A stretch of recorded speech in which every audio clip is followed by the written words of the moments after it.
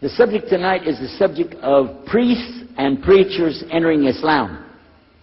And often people ask me, we heard about you used to be a priest or something and you came into Islam, so, tell us about it. We want to know, how does that happen? And it's not just Muslims who want to know. Non-Muslims would like to know the story too, because they feel like, you mean you didn't understand? I mean, you were a priest, you didn't understand about Jesus? Come on, man! So, it's a topic that I talk about a lot. The first thing I have to do is clarify a couple of points. I was not a priest. In the English, we use the word priest to mean somebody who is in the Catholic Church. If you're not from the Catholics, if you're from the Protestants, then you don't use that term. We usually use the term, for instance, pastor, minister, preacher, reverend, and these are some of the titles. We came up with an awful lot of them because that's the way humans are, right? Give ourselves titles.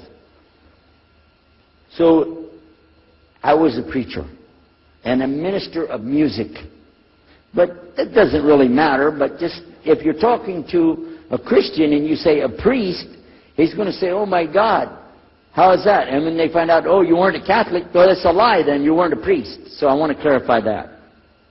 As a matter of fact, I will tell you, in my own estimation, I'm probably the least of the factions within this equation. Because there were so many other people that came into Islam the same time I did. That's why it takes a little bit of time to tell the story. But they asked me to tell it tonight, so we're going to do that. But I want you to listen carefully to realize what goes through the mind of a person that's not Muslim. Okay? And I usually start out by telling people that my father and I were both ministers, and both of us were also businessmen. In the reverse order. We were business first and preacher second. Got me? Because, well, as they say, business is business. And that's exactly how it worked. We operated mostly in Texas. We had a place in San Antonio, Houston, and also in the Dallas area. And we were very concerned about Christian conditions. So my father started something called Concerned Christian Centers. And basically, if you look at it from a material point of view, it was a place to sell stuff. But what we would do is take consignment things in. People could bring things into us, and then we would sell it and keep part of the money. And keep a lot of the money. But anyway, they would bring in what they make with their hands, arts and crafts. And a lot of old women, they like to sit around and make things, then they give it to us. And this helps the church, which is called the church, and then it helps them as well. So it became like business and religion tied together, and that's very common in our country. At one point, my father told me, we're going to start doing business with a man from Egypt. Well, I said, well, that's great, international, sounds good, we can put this in our business card, we're international. He said, and this man, he's from Cairo, Egypt, and that's where, if you know, they have the Nile River, they have those big pyramids, they have the Sphinx, Abu Hul, they got everything. And we said, oh, this is good. He said, and he's a Muslim. I'll never forget it. I've told the story many times, but it's just like it happened yesterday. I'm standing in between the kitchen, or in the dining room and the living room area, like this when we're talking, and I just stopped like this. I said, what? A Muslim? No way. No way do I want anything to do with that. Dad, come on, you should know better than anybody. Because we were linked in with other preachers. My father supported people like Pat Robertson. Huh? You know him? Pat Robertson? And Oral Roberts. He's not very popular anymore, but he used to be real strong. And his ministry up in Tucson, Tulsa, Oklahoma. In addition to that, people like Benny Hinn. I don't know if you heard of Benny Hinn. He's coming over this way, so look out. And there's many of them. John Hagee, and the list goes on.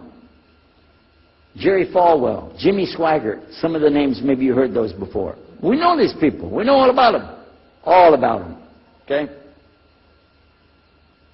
So at one point, here I am standing there talking to my father about a Muslim These are the enemies of God. This is what we've been taught. These same people, I just mentioned their names, and they're preaching on the television and so on. This is what they teach. Muslims are no good. Now it just became Muslims are terrorists. But back then, you know, we didn't reach that level yet. We were still just kidnappers, hijackers, you know. They said that Muslims don't believe in God, that they're worshiping a black box in the desert, and they kiss the ground 5 times a day. Now that's what we know, man.